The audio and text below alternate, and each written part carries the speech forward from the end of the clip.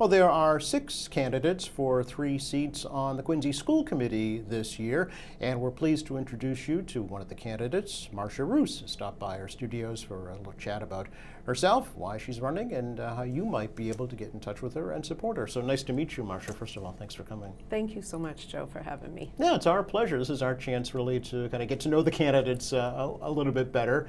As we talked about before we started recording, there is no primary for the school committee this year. 3 seats, 6 Right. candidates, right? Right. So it's going to be 3 in and 3 out. Is this your first run at elective office? It is It my is. first run. Okay. Right. So tell me a little bit about yourself, first of all. Sure. Well, I'm a guidance counselor, and I have 30 years of experience working at all grade levels and across disciplines. And so I feel like that brings really good experience working with students and families, teachers, and staff, just to know what works and what might need improvement. Guidance counselor here in Quincy? No, I work in Braintree, Public schools? public schools. Public schools, okay. Right. Okay. right. And how long have you been doing that? I've been in Braintree at the high school over 20 years. Wow. Okay. And before that, I was at a couple of other school systems too, Taunton, Silver Lake, Oh, and interned at Randolph. So okay. So a lot of Yeah. public school experience. absolutely. Yeah. Is that what you were trained for? Is that what you went to school for? Yes. It is. So I went to UMass Amherst Oh. for undergrad, got my degree in psychology, and then worked a little bit for a while. I worked at Tufts University, eventually ending up in human resources there. And then I went in, because I was in the training department as part of human resources, and folks that I worked with had recommended, oh, you would be great in training. So I was a trainer for a software company for I see. a short while. Okay. So a teacher traveled. essentially, right? Yeah, Yeah. I traveled around and worked with CFOs for their financial software for the hospitals, for the software that I worked for. Okay. And that was really interesting, but I knew it was time to kind of settle down and travel less, so Mhm. I went back to grad school and went to UMass Boston, got my graduate degree there, and in counseling. So. Oh, okay. All right. So that was your passion, then it sounds like. Yes. Yeah, but you have a technical background also, right? Yeah. Okay. All right. But we're working with people. It sounds like is what you really enjoy doing most. That's my strong suit. I'm Yeah. a great listener, and I really like to help people solve problems Yeah. and move forward toward their goals. Okay. How long have you been here in Quincy? Over 30 years. Oh, wow. Okay. Yep. My husband and I, we decided, since our families were in the area, that we would settle here and be close to our families. And I'm so glad that we did, because Quincy is a great city with so many wonderful offerings. Sure. What have been your experiences with the Quincy public school system? Well, my kids had a great experience, starting with like Snug Harbor Preschool through Wollaston Elementary, Central Middle, and then we had 2 of my kids decided to go to Quincy High, and 1 decided to go to North Quincy High. Okay. And Thanksgivings were a little bit I was just going tough. to ask about Thanksgiving Day. Okay. It was a little bit tough that Yeah. day, around the dinner table, but I had a son who played football at North, and then a daughter who was cheering at Oh. Quincy. Oh, really? So Oh, I was wow. literally kind of in the middle of the field Home. those days. Fun. That sounds like fun, though. It absolutely was. We had a great experience, and they took advantage of so many of the wonderful opportunities from sports and music, theater, dual enrollment, vocational programs. We are one of the only schools that I know of that has really wonderful vocational programs, as well as, like, you could take a plumbing elective, freshman year or sophomore year, really, and also an AP class, you Right. know? Yeah. And where else can you do that? I see. So that's unique to Quincy, you found? Really? Yeah. Okay. So that's something you would obviously want to continue Yes. going forward. Yes. Yeah. So, The vocational programs are so valuable for kids, especially those who want to go into the trades. For my own family, my oldest is a plumber. oh, He's a graduate of UMass Amherst as well, No just kidding. like Okay. my husband and I. But he decided that he really liked the plumbing work that he did with his uncle over summers, and that's what he decided to do. okay. And he's doing really well at it. And Then my middle son, who went to North, he did the carpentry program, and he was a carpenter for a number of years. Now he's working for facilities for a company. Okay. And then my youngest went through the healthcare tech program at Quincy High, and she had a great experience too, and she's a nurse at the Brigham. Oh, okay. So Yeah. do you attribute their education here in Quincy to their success in Absolutely. their adult lives? Yeah. Their teachers were amazing, Yeah. really great experiences. Sure, sure. As a parent then of public school students, how would you kind of, I guess, rate or gauge or assess the quality of the education that your kids received? Oh, top notch. Okay. Really. I have to, I compare it sometimes with Braintree, and Braintree is great because that's where I work Sure. too. But there's a lot of crossover. But I see that, some of the schools, some of the issues are very similar between the two Sure. programs or public school systems. Okay. So this year you decided you wanted to run for school committee. Yeah, Yes. talk about that thought process, and how that came about. Sure. Well, I thought that all this experience, I just didn't want it to go to waste. Okay. I wanted to be able to help students and their families to continue to have really good experiences in the Quincy Public Schools. That's really important to me. It's kind of a passion of mine to help students to realize their goals, and I thought this was the right time for me too, because I'm not rushing from soccer practice to baseball games and things like that. Mhm, So I thought it would really be, I would be able to give enough time I see. to be able to help on the school committee. Sure, sure. And are there certain areas, Marcia, that you'd like to see improved within the Quincy schools? Sure. Yeah, like any system, Mhm. we can always, schools should never be static. Mhm. They should always be moving ahead and moving towards the times, right? And technology is great. We all love it. We all use it. We all have our phones on us. But sometimes they get in the way, and I feel like a cell phone policy would be a really good step in the right direction. I know the state is doing something Mhm. about it too. And I just think, like in my school, the kids put their phones in a pouch at the beginning of class, and then it's out of their hands. And it forces them to kind of talk to each other a little bit more and use their critical thinking skills and, use their problem-solving skills and really just talk with each other. So I think that's an important thing. Okay. Is there no current policy in Quincy for electronic devices? Not that I know of, Okay. no. Okay. And with AI, artificial intelligence, it's here to stay. Yes. We're all using it. We're all using ChatGPT or whatever. But I think, and this, I've gone to a couple of webinars on it. I think we all need kind of guidelines on where to use it. It can be really helpful for kids when they're given a project and they're trying to find, all right, let's brainstorm. It can be really helpful there, but it can also hinder kids because you don't want them to just,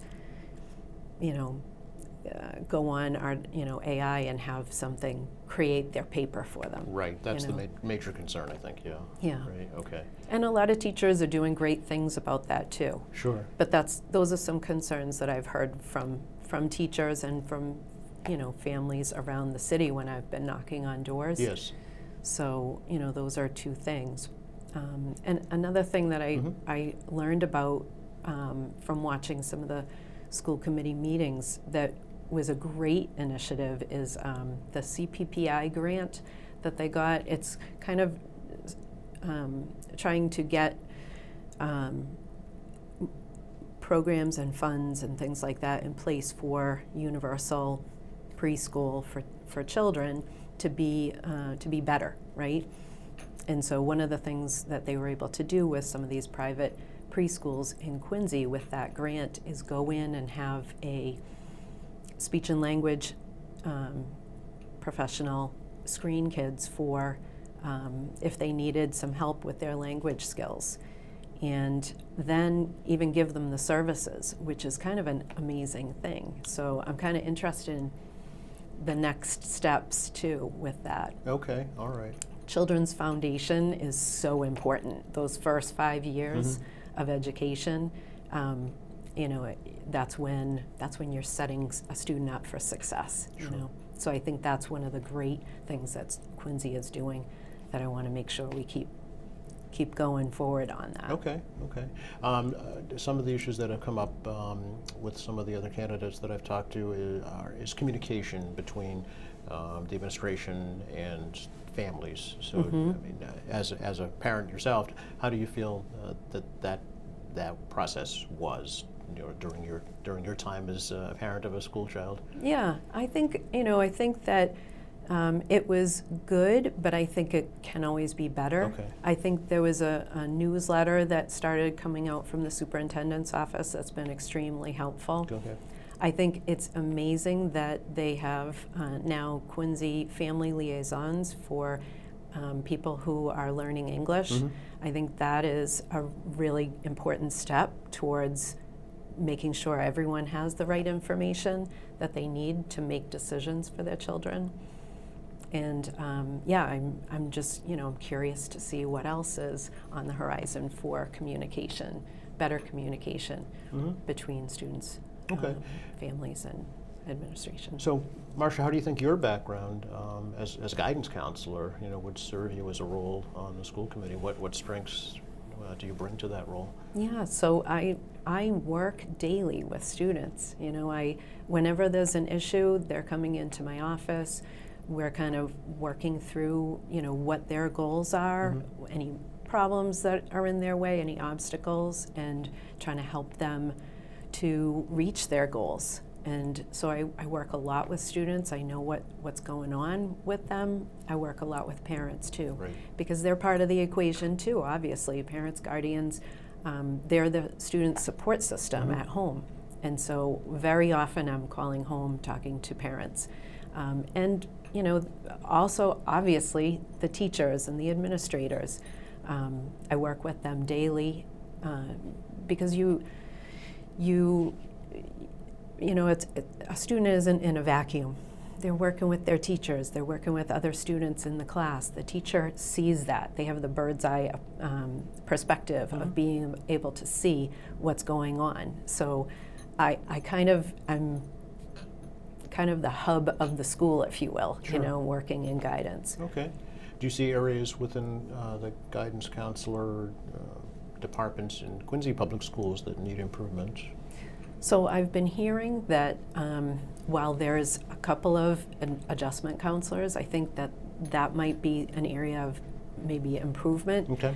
But I am looking into that. I am kind of curious about what the access is for students. Okay. And you know, some folks might not know, what does an adjustment counselor do? What does a guidance counselor do?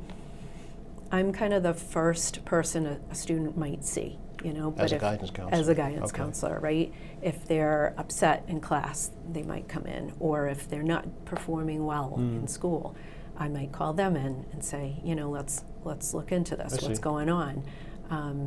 But if there's kind of a little bit more of a longer term issue, maybe that student has signs of being depressed or anxious. You know, I of course would communicate home as well. But with an adjustment counselor, they can do a little bit more ongoing work with that student, which is really helpful, I see. allowing me to see the rest of my caseload and not spend all of my time with like one or two students. Sure. You know, so that's really helpful. Okay. One of the roles of a school committee member, or some of them at least, would be negotiating contracts with the teachers union. Do you have a comfort level in that area? Yes, I mean, I think what's most important in that is to be respectful and to hear each other out, communicating what you need. You know, what do you need on your contract? I've been a building rep at Braintree High, so and a silent observer in negotiations, so I see what goes on, Sure. and I have a lot of experience with that. Okay. And then communicating with other staff too. I'm really close with my BEA members, and I think, you know, having a tough time on our next contract. I see, yeah. I was very, very happy to hear that Quincy settled their contract recently, and it looks good. So, what I've heard from teachers so far is that they seem to be happy with it. Another issue I have to ask you about, Marcia, of course, is the Lunar New Year holiday issue, and whether or not you think that it should be a holiday in the Quincy Public Schools. Sure. Isn't it great that we live in a city that we have such diversity, that this has come up? You know, it's one of the reasons I moved to Quincy, because of the diversity, and I think it's wonderful. So, you know, as I said, I'm a guidance counselor. I'm a listener. I don't have any preset agenda on this. You know, I want to know what the students and the families and the teachers, I want to know what they all want. And I'm sure that we can come up with a solution that everyone can be happy with. I think it's important to hear out people on what's going on now and what's working, what's not working. And you know, we still have the 180 days, so it's not like we're just going to add a holiday and it's not going to come on the end, you know, in June. So how do we resolve that to make everyone happy? Okay, so is that a yes? So really, you know, like I said, I don't have any preset agenda. All right. So how would you kind of describe how you approach problem solving? You know, what's your method, I guess, when you're approached with an issue like this? Yeah. You know, how do you come to a conclusion? Right. Well, I think you need to, you know, communicate with the folks that any difficulty is arising with. You know, first you talk to the folks, then you research. You know, what's been done in other communities? How has that worked? And you know, you come up with a solution that everyone's happy with, and well, maybe there might be one or two people that might not be happy with that, but you make it based on how students are going to benefit, because they're the ones that really matter. They're the ones that are at the heart of the matter. You want to make a safe, happy environment that they can learn in, and you know, learn and grow and be curious. But so particularly for Lunar New Year, how would you approach that? How would you gather that information and talk to, you know, the parties involved? Right. Yeah. I would love to hear from all the parties. You know, what on a survey. You know, Okay. what would you like to do? And you know, there may be other holidays too. So we have to work within the confines of our calendar and figure out what's best for the city of Quincy. Okay. Campaign going forward, what does it look like for you? What's the strategy? Yeah, so I'm attending lots of events, things like that. I'm part of a lot of organizations still in Quincy. Yeah, feel free to mention them if you'd like. Sure. I have a wonderful group of women that I work with in Houseneck, the Houseneck Book Club. And we do actually read books and we talk about them. Real books, really? Yep. How about that? And I'm in the Friends of Wollaston Beach, Oh. and they have an event tomorrow night down at the beach, you know, with music and so on. So I'm out in the community. I'm also a member of the Quincy Clams hockey. That's a new one on me, Marcia. All right. Yeah. So we are down in Quincy Youth Arena. Oh, a women's hockey league? Yep. Quincy Clams. Yep. Okay. So it was just something I was interested in, and I joined a couple of years ago, and they've been a really wonderful group of people to get to know. Okay. So, so those kind of organizations. I was also on the board of Manat Health, Manat Community Health Center, and so I have experience working with a board, and you know, we didn't always all agree on things. And it was just a matter of, you know, discussing it with each other and coming up with a solution that best benefited the community health center and those people who went there. Sure. So will you stay active in those groups, do you think, if elected? Yeah. Yes, absolutely. And I'm active in my church, Divine Mercy Parish, too. So I'm out and about in the community, of course, now. In the past, of course, I was part of the PTOs of all the schools, or the PACs, whatever, when they were in high school and so on. and you know, the Girl Scouts, the Quincy Youth Soccer. My husband and I founded Wollaston T-Ball too. Oh. We did that for 15 years. So lots of, you know, organizations that, you know, I've worked in and will continue absolutely with some. Sure. Anything else you'd like to share with folks right now as we head into election season? Yeah, just that I'm enjoying going around the community and knocking on doors and going to some events and meeting folks, and I'm very open to talking to people about whatever issues are on their mind. And you know, I really hope that all of the wealth of knowledge and experience that I have and working with folks about solving problems will benefit Quincy students and Okay. families. You have a website folks can check, right? I do. Yeah. So it's marsharoos4quincy.com for the number 4. Okay, very good. So nice to meet you, and So nice thank to you for meet you sharing too. your story. You're very welcome. Great. All right. Thanks Thank again. you so much. You're very welcome. Thanks for watching us here at AM Quincy. I'm Joe Catalano. We'll see you next time.